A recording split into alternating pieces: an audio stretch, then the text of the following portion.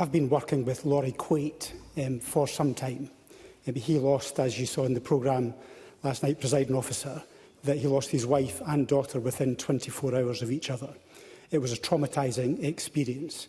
So I welcome the Cabinet Secretary's statement today, but what it does acknowledge is not whether there's a problem, but there is a problem. Because all of those are not isolated cases, but there is a problem with the system as a whole, because we've seen with the inspections in Lothian and in Tayside that that is the case. So the question now is, how do we deliver change? And I accept the Cabinet Secretary set out a series of procedures that he's got and processes, and also a new task force. But if he finds through that task force that a national investigation is required in order to stimulate adequate change across the country, that he will agree to such an investigation, because it is important that we learn the lessons from this, rather than this being forgotten as a one-time episode. So will he consider a national investigation if that's what the task force finds?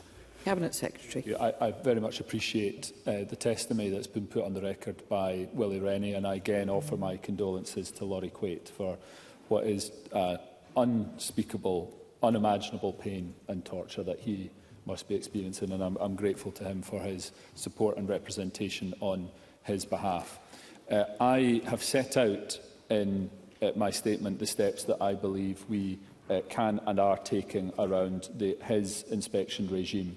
But of course, I remain open-minded should the further information come to light, should the discussions I have with the Patient Safety Commissioner, or indeed any information come through his reviews, requiring us for a more national oversight, then of course I will consider that. I think that it is important that we act now rather than waiting on the outcome of our review, and I think that his inspection regime allows us to operate live to ensure we're addressing concerns and problems where they're arising on a localised basis.